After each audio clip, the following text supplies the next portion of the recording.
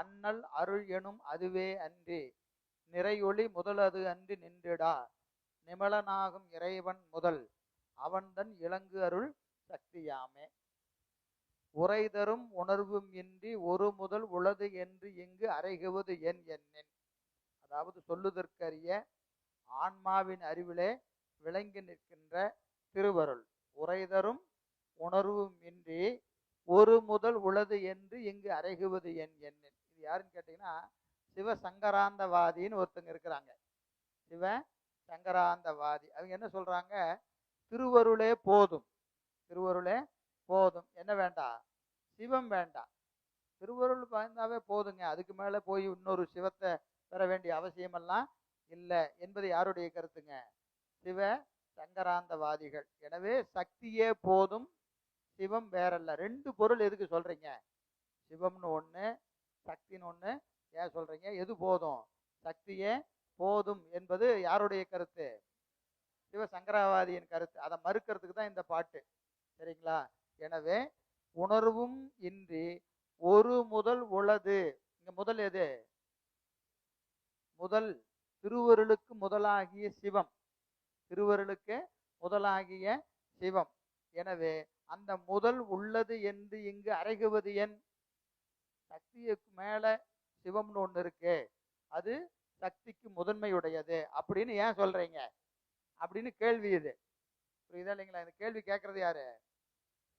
சிவசங்கரானந்தவாதி இந்த கேள்வியை கேட்கிறாங்க. சக்தியே போதும், சிவம் வேண்டாம் என்பது. எனவே என்னில் அப்படி நீங்க சொன்னீங்கன்னா அண்ணல் அருள், அண்ணலும் அவனது அருளும் ரெண்டு பொருள். இப்ப சிவம் சக்தி என்று ரெண்டு பொருள். அண்ணல் அருள் என்னும் அதுவே அன்றி, அது மட்டும் இல்லை. இதற்கு என்ன ஓமைன்னு கேட்டீங்கன்னா நிறையொளி முதலது அன்றி நின்றிடா.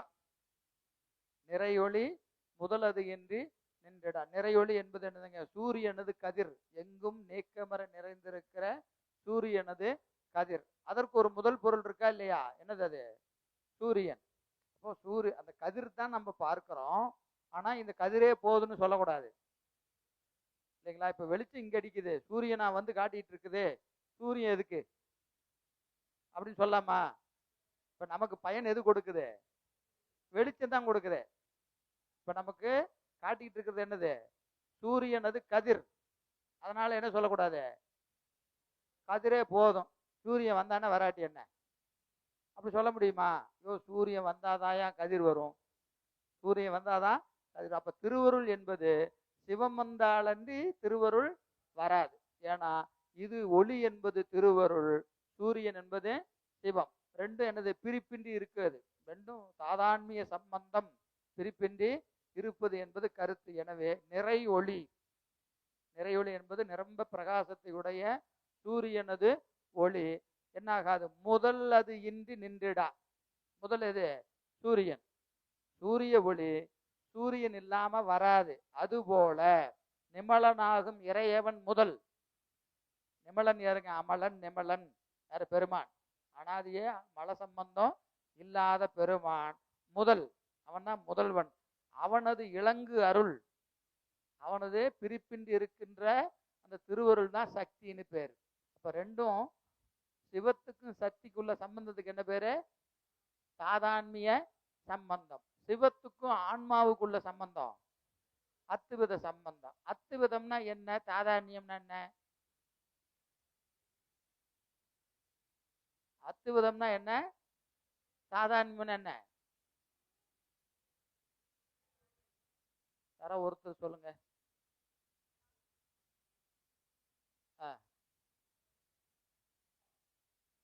ஒரு பொருள் இரண்டு தன்மையில நின்னா அது தாதான்யம்னு பேரு. ரெண்டு பொருள் ஒன்னா நின்னா அத்துவிதம்னு பேரு. ரெண்டு பொருள் எது? ஆன்மாவும் சிவமும் எப்படி நிக்குது? ஒன்னா நிக்குது.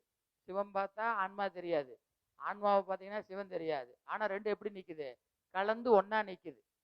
அப்ப ரெண்டு பொருள் கலப்பினால் ஒன்றாய் நிற்கின்ற போது அந்த கலப்புக்கு என்ன பேரு? அத்துவிதம்னு பேரு. ரெண்டு பொருள், அதாவது ஒரே பொருள் எது? சிவமும் சக்தியும். சிவமும் சக்தி ஒரு பொருள் தான், ஆனா ரெண்டா நிக்குது. எப்படி நிக்குதுங்க? சூரியனும் கதிரும் போல. சூரியனும் கதிரும் போல. பார்த்தா சூரியன் வேறையா தெரியும், கதிர் வேறையா தெரியும். ஏன்னா நம்ம கதிரை தான் பார்க்குறோம், சூரியனை பார்க்கறது இல்லை. புரியுதா இல்லைங்களா? ஆனால் சூரியனை பார்க்கணும்னா எது வரணும்? சூரியனை அதன் கதிர் வழியாக தான் பார்க்க முடியும். அந்த கதிர் இல்லாமல் வேற ஏதாவது வச்சு பார்க்க முடியுமா? சூரியன் வராத நேரத்தில் டார்ச் கிரிச்சு அடிச்சு சூரியனை பார்க்க முடியுமா? பார்க்க முடியாது. சூரியனை பார்க்கணும்னு என்ன வரணும்? கதிர் வரணும். சிவத்தை பார்க்கணும்னு என்ன வரணும்? திருவருள் வரணும். திருவருள் வராம சிவத்தை பார்க்கவே முடியாது. ஆனா பொருள் என்னது? ஒரே பொருள் ரெண்டு தன்மையில நிற்கும். ஒரே பொருள் ரெண்டு தன்மையில நிற்பது சிவமும் சக்தியும். அந்த சம்பந்தத்துக்கு பேரு தாதான்மிய சம்பந்தம். ஆன்மாவும் இறைவனும் ரெண்டு பொருள், ரெண்டு வேற வேற, ரெண்டும் வேற வேற. கலப்புல எப்படி நிக்குது? ஒன்னா நிக்குது. அதுக்கு அத்துவிதம்னு பேரு. சரி, எனவே நிமலன் ஆகிய இறைவன் முதல், அவன் முதல்வன். அவனது சக்திக்கு, இலங்கு அருளுக்கு சக்தியாமே, அதற்கு சக்தின்னு பேரு.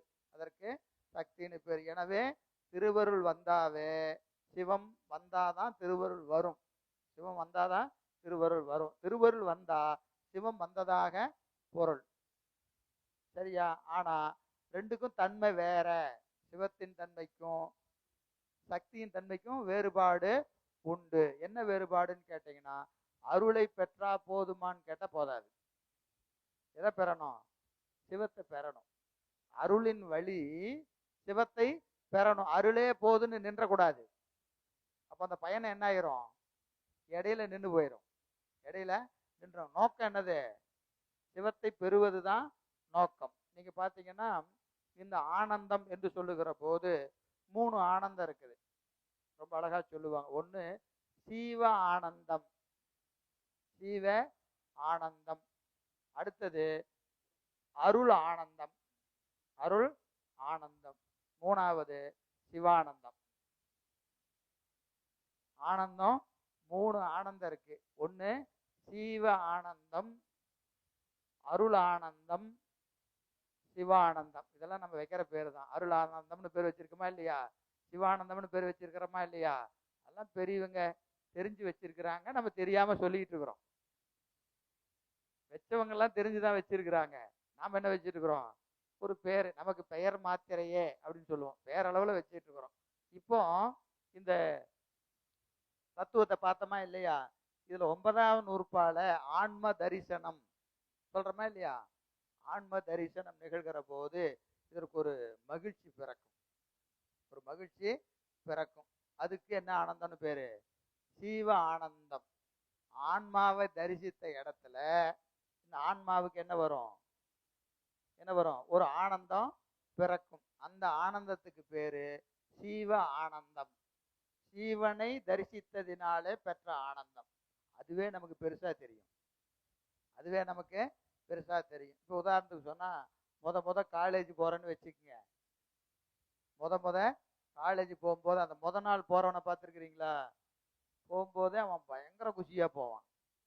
ஏன்னா 12வது முடிச்சு காலேஜுக்குள்ள போறமையா அப்படின்னு போகும்போதே அவனுக்கு எப்படி இருக்கும்? நடையெல்லாம் மாறிடும். நடையெல்லாம் மாறி நானும் காலேஜ் ஸ்டூடெண்ட் ஆயிட்டேன் அப்படின்னு போவான்.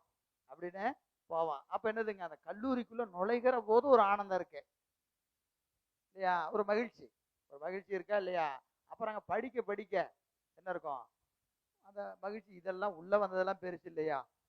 அப்புறம் அதை படிச்சு அதில் டிஸ்டிங்ஷன்லாம் வாங்கி மேலே வர வர அப்போ ஒரு ஆனந்தம் இருக்கும். புரியுதா இல்லைங்களா? முடிச்சுட்டு டிகிரி சர்டிஃபிகேட் வாங்கி வேலைக்கு வந்து சம்பளம் வாங்கினா அப்போ ஒரு ஆனந்தம் இருக்கும். அந்த படிநிலையில மாறுதா இல்லைங்களா? அது மாதிரி நான் உதாரணத்துக்கு சொல்றேன். புரியுதா இல்லைங்க? ஆன்மாவை தரிசிக்கின்ற பொழுது இதற்கு ஒரு ஆனந்தம் இருக்கும். இது வரைக்கும் நமக்கு என்ன இருந்ததுன்னு கேட்டீங்கன்னா, ஏகதேச ஞானம். நமக்கு இருக்கிற ஞானத்துக்கு என்ன பேரு? ஏகதேச ஞானம். ஏகதேச ஞானம்னா என்னது? கருவி வழியாக தான் அறிவோம்.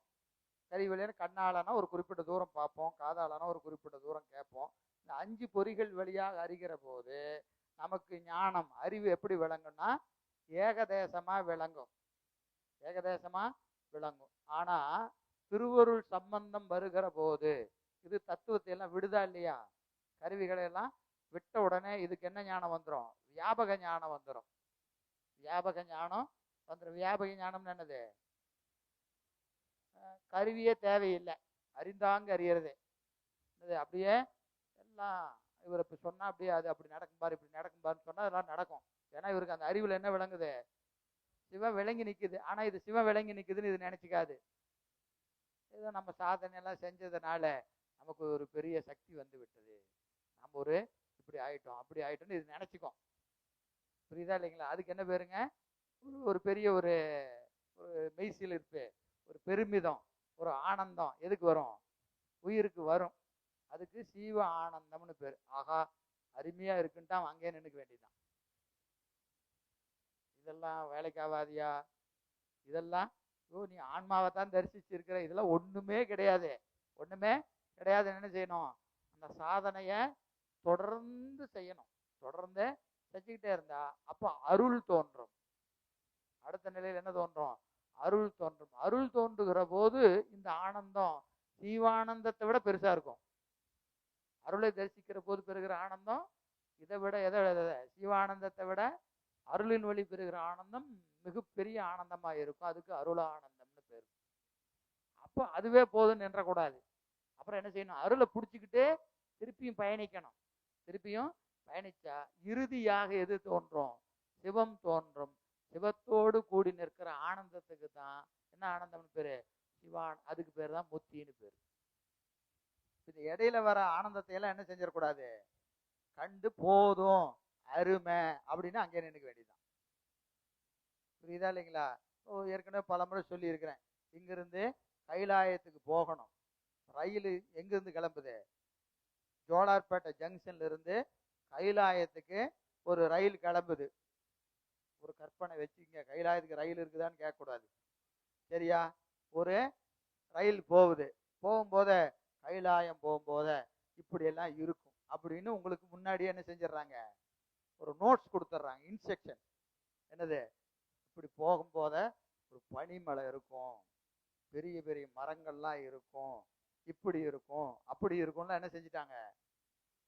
ஒரு போகும்போது நம்ம சும்மா இருப்போமா, எப்படியா இருக்கும், போயிட்டு வந்த ஆளை யாராவது பிடிச்சி, ஏங்க போன ட்ரிப்பு நீங்க போனீங்களே, அமைப்பாளர் போன வருஷம் காசி கூட்டிட்டு போனாராமா, எதை பார்த்தையா அப்படின்னு கேட்போமா இல்லையா? அது மாதிரி கைலாயம் போயிட்டு வந்த ஆளை பிடிச்சி என்ன கேட்போம், கைலாயம் எப்படியா இருக்கு அப்படின்லாம் கேட்போம். அவர் எல்லாம் சொல்லியிருப்பாரு, எல்லாம் சொல்லியிருப்பாரு. பனிமலையா இருக்கும், அங்க எல்லாம் இப்படி இருப்பாங்க அப்படி இருப்பாங்கன்னு சில குறிப்பெல்லாம் சொல்லியிருப்பாங்க. அதை கேட்டுட்டு நம்ம உட்காந்துக்கிட்டு ரயில் போயிட்டே இருக்கு.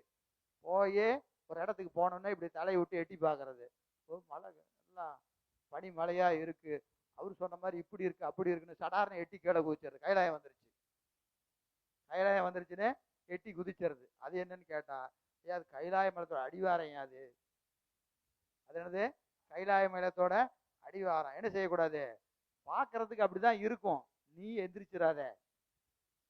அவன் கூப்பிடுவான், வா வான்னு கூப்பிடுவான், நீ என்ன செஞ்சிடக்கூடாது, இறங்கிறாதையா, உக்காந்துரு. அப்படியே உக்காந்துருந்தா இன்னும் கொஞ்சம் தூரம் போனா இதை விட நல்லா இருக்க, நல்ல வேலையா அங்க இறங்காம போனோம். அங்க இறங்காம போனோம் என்ன செய்யறதுங்க, போனா இன்னொரு இடம் இருக்கு, அப்படி அங்கேயும் இறங்கக்கூடாது. கடைசியா நீ என்ன செய்யணும், நீ போற பயணத்தை போயிட்டே இருக்கணும். உனக்கு என்ன சொன்னாங்க, இந்த மலை எங்க போய், இந்த ரயில் எங்க போய் நிற்கும், கைலாயம் போன்னு சொன்னாங்களா இல்லையா? ரயில் போய் நிற்கும், ரயில் போய் நிற்கும். நிக்கிற இடம் தான் கைலாயம்.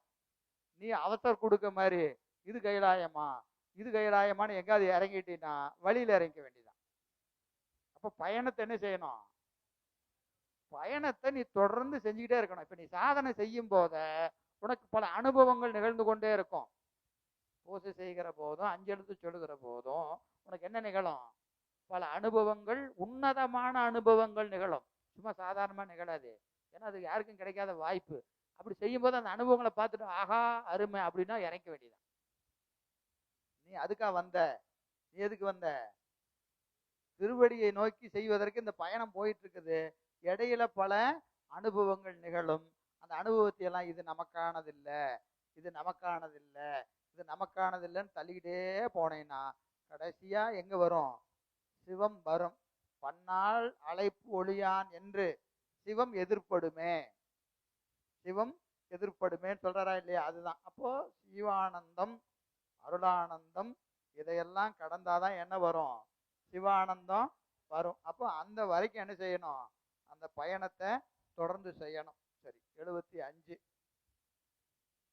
சக்தி என்ன செய்யும் அப்படின்னா இந்த மலங்களை வாட்டும். மலங்களை வாட்டும். அப்ப ஏன் ரெண்டா நிக்குதுன்னா திருவருள் என்ன செய்யும்? மலங்களை வாட்டி சிவத்தை காட்டும். சிவத்தை காட்டும். நாம என்ன செய்யணும்? இதன் காட்டுகிற வழியை போகணும். இதை பிடிச்சிக்கிட்டு இங்க நின்றக்கூடாது. எதை பிடிச்சிக்கிட்டு? திருவருளை பிடிச்சிக்கிட்டு இதே போதுன்னு நின்றக்கூடாது. புரியுதா இல்லைங்களா?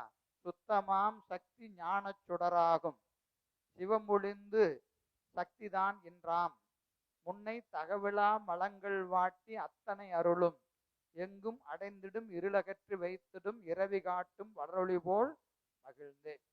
சுத்தமாம் சக்தி ஞான சுடராகும். சுத்தமாம் சக்தி நிர்மல சுரூபம். நிர்மல ஒரு மல சம்பந்தம் இல்லாத சிவனது திருவருட்சக்தி. சிவனது திருவருட்சக்தி எப்படி இருக்கும் அப்படின்னு கேட்டீங்கன்னா, சிவம் என்பது சிவத்தை காட்டுகிற சுடர் ஒளி. சிவத்தை காட்டுகிற சுடர் ஒளி. எப்படி சூரியனை காட்டுவது எது? சூரியனது ஒளி கதிர் போல. இப்ப சிவத்தை காட்டுவது எது? சிவத்தினுடைய சக்தி. அதான் காட்டும். சிவம் ஒளிந்து அச்சக்தி தாம் என்றாம். சூரியன் வராம கதிர் வராது, அதுபோல சிவம் வராம சக்தி வராது. அப்ப சிவம் ஒளிந்து என்ன கிடையாது? சக்தி இல்லை. சிவம் ஒளிந்து சக்தி தான் என்றாம். சரி, அந்த சக்தி என்ன செய்யும்? முன்னை தகவிலா மலங்கள் வாட்டி அத்தனை அருளும். அத்தன், அத்தனை யாருங்க? பெருமான். அன்பு புரிந்து இவன் கருணையாளன் அத்தன் எனக்கு அருளியவாறு ஆர் பெறுவார் அச்சோவே சொல்றாரா இல்லையா? அத்தன். அத்தன் யாரு? பெருமான் தான் அத்தன். எனவே இந்த திருவருள் என்ன செய்யும் கேட்டா, முன்னம் தகவிலா மலங்கள் நீத்து, மலங்களை எல்லாம் வாட்டி அவற்றையெல்லாம் நம்மை விட்டு நீக்கி என்ன செய்யும்? சிவத்தை கொடுக்கும். பாசத்தை நீக்கி சிவத்தை கொடுக்கும். அதுதான் இங்க சொல்றாரு. எனவே தகவிலா மலங்கள் வாட்டி அத்தனை அருளும் சிவத்தை கொடுக்கும். எங்கும் அடைந்திடும் இருளகற்றி வைத்திடும் இரவி காட்டும் வளரொளி போல் மகிழ்ந்தே. அது எது போலன்னு சொன்னா, இருளை நீக்கி, இருளை நீக்கி சூரியனை காட்டுகிற கதிர் போல. கதிர் என்ன செய்யணும்? ரெண்டு வேலை செய்யுது. என்ன செய்யுதுங்க? இருளை நீக்குது, சூரியனை காட்டுது. சூரிய ஒளி என்ன செய்யுது? இருளையை நீக்கி சூரியனை காட்டுவது போல திருவருள் என்ன செய்யுது? பாசத்தை நீக்கி சிவத்தை காட்டும். சிவத்தை காட்டும். அதனால ஒளி என்பது எதற்கு ஓமை? திருவருளுக்கு ஓமை. திருவருளுக்கு ஓமை என்று இங்க காட்டுகிறார். அப்போ திருவருளும் சிவமும் பிரிப்பின்றி இருக்கும். ஆனா சிவத்தை காட்டுவது எது? திருவருள் தான். அப்ப திருவருளே போதும்னு சொல்லக்கூடாது, சிவமே போதும்னு சொல்லக்கூடாது. சிவத்தை பெறணும்னா என்ன வேணும்? திருவருள் வேணும். திருவருளே போதுன்னு சொல்லிட்டா முழுமை அடையாது, பயன் முழுமை அடையாது. பயன் என்னது? சிவத்தை பெறுவதுதான் பயன். அடுத்த பாடல் பாருங்க, 76. 76 சிவசமவாதியினுடைய கருத்து. சிவசமவாதியினுடைய கருத்து. சிவசமவாதிகள் காலையில கூட உங்களுக்கு சொன்னேன், முத்தி நிலையில ஐந்தொழில் செய்யும் ஆன்மானா. முத்தி நிலையில ஐந்தொழில் செய்யும் எது? ஆன்மா. ஏன்னா நம்ம இப்ப பார்க்கிறோம். இப்ப நமக்கு என்ன இருக்கிறது? அறிவு, இச்சை, செயல் 3 இருக்கு. இந்த 3 எப்படி இருக்கு? அறிவு சிற்றறிவு. அறிவு எப்படி இருக்கு? சிற்றறிவு. செயல் அதுக்கு தகுந்ததான். அறிவு கம்மியா இருந்தா செயலும் கம்மியா தான் இருக்கும். இச்சை குறைபாடுடைய இச்சை. கீழான பொருள் மேல விருப்பம். கீழான பொருள் மேல விருப்பம். இப்ப நமக்கு அப்படி இருக்கு. இப்ப அறிவுலையும் தகராறு, விருப்பத்திலையும் தகராறு, செயல்லையும் தகராறு. சரி, இப்ப சரிங்க, மலமெல்லாம் நீங்கிருச்சு.